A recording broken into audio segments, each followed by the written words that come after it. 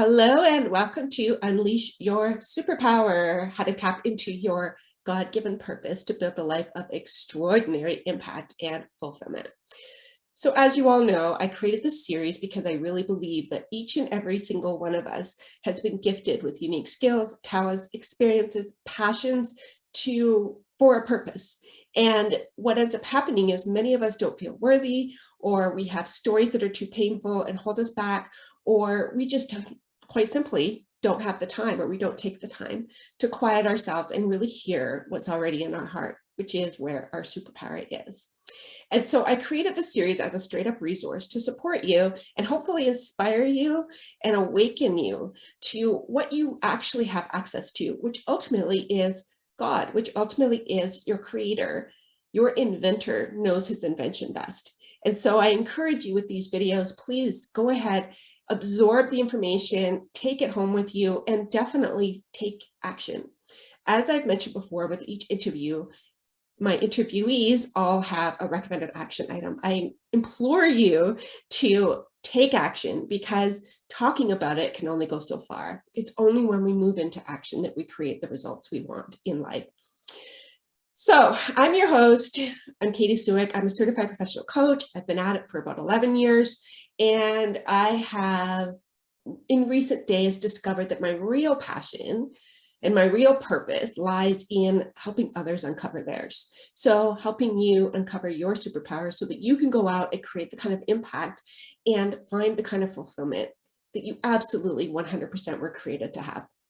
With all that being said, I would like to introduce my friend and amazing, inspiring, beautiful love coach, for lack of a better way to put it, Paula. So Paula, who are you and what do you do? Yes, Katy. So first of all, thank you so much for creating this space. Thank you for what you are creating in the world and opening up this this oasis. That's the word that's coming up for me. The oasis for people to come and drink from it and like nourish from it and really see like what else is there for me. So thank you for this. Thank you for creating the space for me to come and share my voice and share what my experience has been. And so yes, my name is Paula Rodriguez. I am a love coach. And just for that word that is so huge, I am all about love. So this is not only romantic love or dating or like, this goes beyond. This is about the love for God, the love for your family, the love for yourself, the love for the planet, the love for everything, and having it as the basic, the foundation of your life to build whatever it is that you want to build. So whether that is a business or career, a relationship, restoring something that has not been working in your life. So just like we hear all the time that love heals, I have found that yes, it does indeed. And it is up to us to lean into it and to use it as a powerful tool, as a powerful energy, as something that can really nourish us and keep us going even more when things get challenging, even more when we're trying to find out like, what is it that we're doing in our life? And so it's really like this way of guiding ourselves back to the basics. And of course, guiding us back to our creator because he is love. And so that is what I'm up to.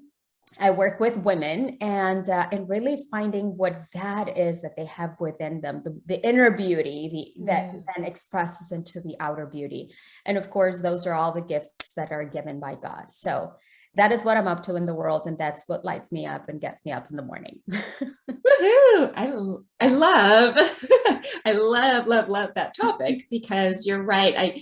As you were speaking, I was thinking to myself, isn't it interesting how all 10 commandments, if we go back to the Bible, all 10 commandments are based on that one principle of love. If we are truly in a place of love, we will not commit any of the sins of breaking the commandments because love is at the root of all of it. So I just felt compelled to speak into that because I think it's so beautiful that that's what you're doing.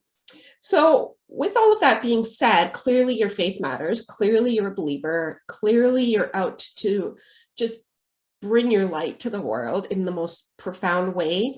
So how would you describe your own faith journey? Like, when did it go from being maybe something you understood intellectually to something you truly embraced in your heart?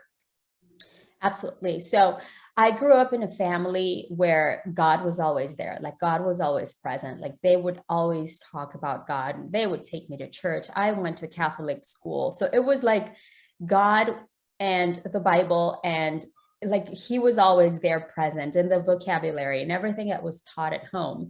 And I know I learned from my grandmother that she was very connected. Like they would tell her, you're very connected with God. Like you can speak to him, like you can listen to him. So it was like this superpower. I would see it as like a superpower. So I always wondered like what that looks like beyond just going to church and reading something and being so mechanical about it.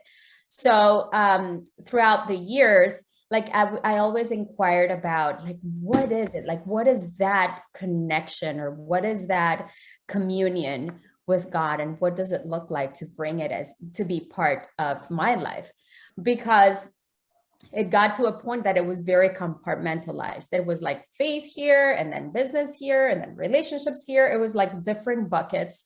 And then it just didn't make sense to me. So the more I did like personal development, which by the way, it was forbidden, because no, you don't go there. You don't touch that. You're supposed to stay here. So it was a lot of prohibition, a lot of like, it's forbidden, it's no go.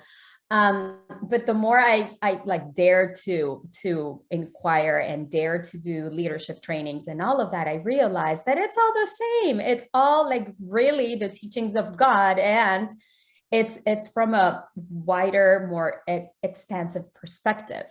And that's how I realized that, yes, we can mix all the buckets. Yes, we can make it all work together and be part of who we are and part of the mission that we bring forth to the world. It's really leadership. And so that has been my journey. And the more I surrender to mixing things, and the more I surrender to saying, okay, so what does God think about this? Like, what is like bringing all the stuff to him? Then I realized that, oh, no wonder, yes, this is part of something that I am meant to create. And it's less difficult. Like we fight less because it's not like me, I just want to be right and I have all the answers, but more from a place of surrender and teach me what it is that I haven't seen yet. Yes. And giving ourselves permission for it to be enjoyable at the same time. Because here's the thing too, I was taught that it had to be hidden, prohibition, heavy, don't laugh too much, don't dance, don't drink, don't do this, don't. But yet, like inside of me, I had this inclination for certain things that I said, so how could this be wrong if I'm not committing any sin? I'm not killing anybody. I'm not getting drunk every day or whatever. But yeah, so it was like in this quest for, I want to know more. That's how it has been. What you said is just it's so capturely, that's my new word. What I'm trying to say, it so beautifully captures everything that we've talked about in the series, in that it really is about, that superpower, that essence, that, that access that we have. It's not supposed to be hard when you're in your element, in your superpower. And when you just said that, I'm like, oh my goodness, that was my year last year. It was like I ran into a wall because everything was so hard, because I wasn't in true alignment with God, with faith, with really being my best self. I was too busy pleasing others, too busy, all the things. And so when you share that, it's just, I really hope that point lands for people, because it really is liberating and freeing to be the person you were created to be. I mean, it makes sense. So along the way then, how did you come to discover what you might call your higher purpose or your superpower? Yeah, so I thought that finding the purpose was like this final destination, and that you had to go through all the books and all the courses and all the things and hire all the mentors, and like, again, making it hard, making it like a big accomplishment, like a PhD type of thing, next level. And then the more I have kind of like inquired into that and tried to find my purpose, the farther away I would get from it. So like it's counterintuitive, but really it's going back and looking at the through line. Like, what has been something that lights me up, that makes me feel joy, that makes me feel freedom, that makes me feel like I am in my element, like you were saying. Then that's when I realized that this is what I am meant to be. This is what I am meant to create. And this is what God has given me as the gift. So it's usually something that we take for granted. It's usually something that we're like, well, but that's natural. And what we don't realize is that it is natural for us, but not for somebody else. So going back in time, I went to my childhood years. I went back to what is it that I enjoyed. And I always enjoyed connecting with people, talking to people, selling things, creating businesses. I loved everything that had to do with beauty. And I loved spirituality and being connected to what else can we see in like when we close our eyes, when we meditate, when we are really connecting with ourselves, and also passionate about self-care and taking care of our body. So it sounds like a lot, and it sounds like, how can you create a business out of this? But I realized that that is my purpose, teaching people that it is important to take care of yourself first, that it is important to love yourself, that it is important to take care of others, that it is important that you show up in your best version so that everybody else can experience the human being that God created you to be. So that you're not pleasing others, trying to be something that you're not, because that's when it gets hard. When it gets hard is because you're trying to be something that you're not. But when you go back and you do like the reverse engineering and you're like, so what if I show up like when I was 9, or when I was actually enjoying life, when I was free, when I was joyful? When you bring that to your adulthood, that's when you realize, it's not that hard. And this is what I am meant to create. The difference is that now I can monetize this because it is through the gift that God has given me, through which I can live and thrive. So that is how I have found that, okay, so this is my purpose, loving people, teaching people that love is important, and teaching people that we all have a unique beauty that we get to own and that we get to show, especially women. And so going back in time, it's like, I have always done that. I just didn't know it was a business, or I didn't know this was actually my calling. And I was trying to make it so hard and like this big thing. So, yeah. So this isn't, one of my, shall we say, scripted questions, but I really would love to go there with you, because I feel like you and I are very similar in our worldview. But why do you think that is, that people work so hard, shall we say, and put themselves through so much struggle to find their purpose? Like, what is that really about, do you think? Like, is it we're seeking validation? Like, what would your take be on that? Because you must have clients that are just not accepting themselves yet and seeking something. So what do you think that's about? I think it's rooted in, I want to get it right. And it's rooted in, what if people don't accept me because this is my calling?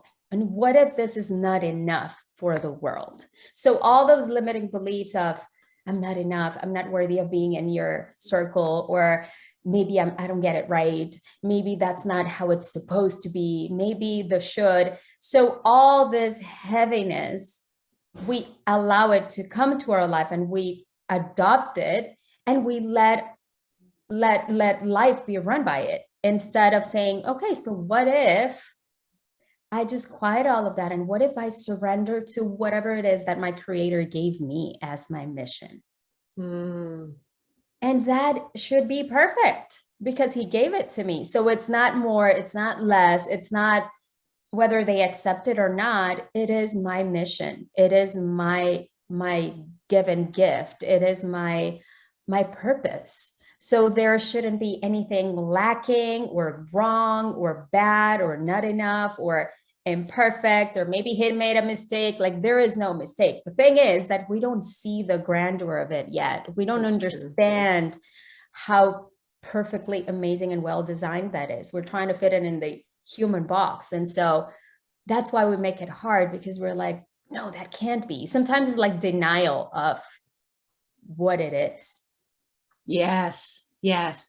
And I think there's an element too of, and I speak for myself, definitely the fear of being rejected or judged or not liked, and trying so hard to appease others that we neglect what's already inside of us. And I don't think it's an intentional thing, you know, it's just something that we're all on a journey to learn what that is for us. So for you then, what would you say in terms of your work and your personal life? What is it that makes you just get up in the morning? What is your big why for what you do? Yeah. So, you know, this big why, when they would ask me, what is your why? I did not know what to say. I was like, I don't know. Or it would be very shallow. It would be like, I just want to get money for my family. I just want to get a better house or a better this or better. But really, really what drives me, or like that big why, is to see other women experience the joy, the peace, the excitement for life that I am experiencing today. So I know I haven't reached that level of like big fulfillment in all areas, because I'm working on it. And there's always the next level. But I can say that there is so much peace inside of me. There is so much joy inside of me. There is just this sense of, I want to live. Like I choose life every day. I choose to wake up excited about life. I choose to wake up to, what am I creating today? Like what's going to happen today? And even in challenges, like I have learned to see them as, what part of me am I going to learn about? That if I'm giving this challenge, it's because I know how to find the solution. It's because God will support me in finding the solution. So instead of being in the whole self beat up, like, why me this again? It's more about like, okay, it's coming. So what part of me have I not used yet? What gift or what tool inside my heart I have not accessed yet? That is exactly what will serve me now. So I see it as an opportunity for growth and an opportunity to love myself even more and to learn about myself. So I want women to experience this. I want women to have this vision of excitement, of zest for life, of joy, and create peace in their homes, in their households. I truly believe 100% that world peace is possible if we start with the heart of a woman. Heart of human beings, but I'm specifically speaking to women because women have this superpower to influence, to nurture, to take care of others. So if we create that ripple from her heart to her home, and then her community, and then her country, and then her continent, and we ripple that out, it becomes a very powerful force in the world. So that is what gets me up in the morning. That is what makes me excited about the work that I do. And so I want every woman to experience that. So actually, I'm just coming out of COVID. I was sick last week. Oh, wow. And that would get me out in the morning. I was like, I'm exhausted, but I have these women out there waiting for somebody to breathe life into them. So let me get up and give my 100%, whatever that looks like. And when you focus out, when you're giving, it just pulls you forward. Like you have no time to think about being selfish. There is no way, there's no room for that. So yes, that is what moves me. What you've just shared too ties into, you know, I think when we are not stepping into our superpower, we're actually, it's almost like I picture it as like a magnetic force pulling people, like pulling in your superpowers. It's keeping it away from people. You know, if you were not showing up as you are now, how many people would not get to experience, you know, the hope, the love, the peace, the joy, all the things that you bring to the table. So there really is a cost involved in saying no. So my next question really is, if you had at any point said, yeah, God, I don't think so, you know, that sounds too hard, or you do your thing, I'll do mine, which we've all done to some degree, let's face it. But for you, what do you think your life would be now if you had chosen that path? Yeah, so it's very interesting. And I think there's many layers to this question. So one, maybe consciously we have not said like, okay, I'm gonna do my thing, you do your thing. But it's very at a subconscious level that we do that. It's true. And it's when the fears come up, when we feel like I'm not good enough, I cannot do this. With all of that, when we let our limiting beliefs take the wheel, we are really saying to God, you made a mistake in creating me, and no, you're wrong. That's not for me. Like, no, go look for another one. Like, that's how we're telling him, like, oh no, I'm not really ready for this. I'm not going to put up with this. So there's, like you said, the cost of going for it and the cost of not going for it, not going after it.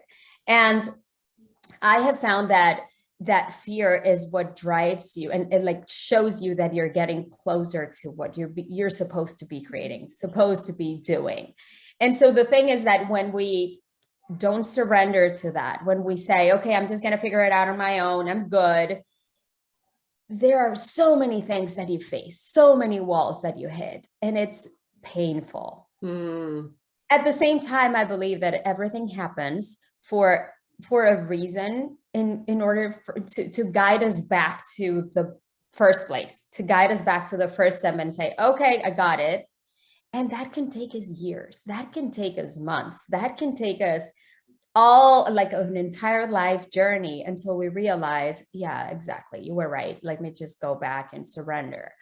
But really, it's allowing those limiting beliefs to come up, and we thinking that God made a mistake when he created us, and he made a mistake by calling us to do whatever it is that our mission is, or whatever it is that our purpose is. And so it's really those moments when we open up, and the moments when we say, okay, I want to go this way. I'm terrified about creating this or about this calling, because it's daunting. It's daunting. Yeah. We never feel like we can do it. We never feel like we can do it. But he will, in a very loving way, drag us and put us where we belong, even if we don't want to. Even if we're kicking and screaming. Even if we're kicking and screaming. Yeah. And when we finally say, okay, or maybe like kicking and screaming, we show up there, that's when we see his power. That's when we see that's when it becomes humbling. That's when it becomes like, oh, wow, this is big. And I feel like I'm not enough for this. And thank you, God, because you chose me. And thank you, God, because you're equipping me and teaching me as I go, because I have no idea what I'm doing. Like, I have no clue what I'm doing. But it's really beautiful. It's really beautiful. So speaking of love, it's first the love for God. Second, the love for the mission that he gives us. And third is the love for yourself. Because when you're doing whatever lights you up, when you're going after your desires, you're honoring your dreams. You are honoring yourself. You're saying you matter and you're important enough. And so therefore, I will do whatever it takes to create that vision for you. So it's like you're speaking to yourself in front of the mirror. And I do this with my clients, like, check in with her, check in with that woman in front of the mirror. What is she saying? If she were to speak back with you, like, hey, you promised you were going to do this, and hey, I'm still waiting. Like, what happened? So it's this beautiful relationship with yourself that at the end of the day, it's the same relationship as, okay, God sent us to do this. Are you really going to get trapped in the limiting beliefs, or are you going to lean into him and say, hey, I have no idea how to do this. Help me, because I'm choosing love. Yes. And it is a choice, because the limiting beliefs, if you aren't aware and catching them and praying for the help, they will swallow you up. Absolutely. And I know I've been there, and I can remember, just feeling like, you're at the bottom of the pit and you can't quite touch the rope. And you're just so frustrated that you're just screaming out, like, seriously, God, why did you put me here? And you realize you actually put yourself there, because we believe all these stories and limiting beliefs that we have packed away over time. And really, I love what you said, because when we surrender and we love on ourselves, we're turning down the volume on all that chatter that doesn't serve us. It's really beautiful the way that works. So with all of that being said, for anyone who's watching us today, what could be an action item that they can take to unpack all this? How do they move forward? Do you have any thoughts on that? Yeah. So there is one thing that I actually do every morning, every day, and it's mirror. Mirror is your friend. So go and have this conversation with yourself, like this reality check moment. And first, in that place of gratitude, like thank yourself for 2 or 3 things, like deeply feel it, like thank yourself for showing up for something that you really want to acknowledge yourself for. And then in this reality check, like, okay, so what is that desire of your heart? What is that one thing, that dream, that vision, that something that you have inside of you that you have not created yet? So I'm not saying that you're going to create it overnight, that you're going to create it in just 2 seconds or 5 minutes. Although you can connect with it again, connect with that, and then the action be a recommitment with yourself. Like say, okay, I have been in fear, I have been in resistance, I have not wanted to do this, I have been ignoring you. It's like having this clearing conversation with yourself, a reality check moment, and then recommit with yourself right there. That can be a very powerful baby step, but it's very, very powerful. Yeah. Like energetically. And it's like accepting what it is, forgiving yourself for what it is and for what it has not been yet, and recommit to create that vision, to go after that desire, whatever it is. Because know that if it was placed in your heart, it's because that is God's purpose for you. That's your mission. So do yourself a favor and go after it. Maybe after that, that means hiring a coach or hiring a mentor or booking a session with somebody or signing up for a course or quitting your job. Like, who knows? Yeah. But this is the very next step that you can do, like right after you finish listening to this. Like go in front of the mirror, thank yourself for a couple of things, and have this moment of reconnecting with you. Like, what are we creating here? Let's recommit. Yes, I failed you many times, and let's go and do this. Yes. So that's something that I can share that is very, very powerful and can totally like unlock that next level for you, or that next step for you. Thank you for sharing that. I feel like by looking in the mirror, it makes it more real. You're seeing yourself. Whereas if you're, just reflecting, not that I'm saying meditating or journaling, those are really great tools, absolutely. But it's more that I have to look at myself. I have to look in my own eyes. And I admit I haven't done that often, but when I do, whoa, it's like, oh my, you see yourself. And that I think is really powerful. So the last thing I want to ask you about is your free gift. What would you like to share with our viewers today? Yes. So as a free gift, I have a guide, a self-care guide for both women and for couples. So I believe in self-care as well. If you're married or if you're in a relationship, have self-care as part of your lifestyle. So this is not just booking a spa session for an entire day or anything. This is more about integrating what it is to take care of you, so that you are ready to show up every day. And it becomes part of your lifestyle. So it's a lot about your mind. It's a lot about your heart. It's a lot about your body too. So it really mixes everything. It doesn't take more time. It doesn't take up more space from your schedule. It's actually a very smart way of bringing that into something that you already do every single day. And it's going to be a game changer when you apply it. So it's a series of very simple things to do every day. And once you adopt this routine, you're going to start seeing the shifts in you and in the way you show up every day for whatever it is that you're creating. So it's pouring love into you so that that same love, and even more amplified, is given out to those who are around you, those that come in contact with you. Well, thank you for that. So everyone gets to plug into a self-love tank and bring it on. I love that. Okay, well, before we wrap up, do you have any, I guess, final thoughts or anything you would like to say to all the people that are watching?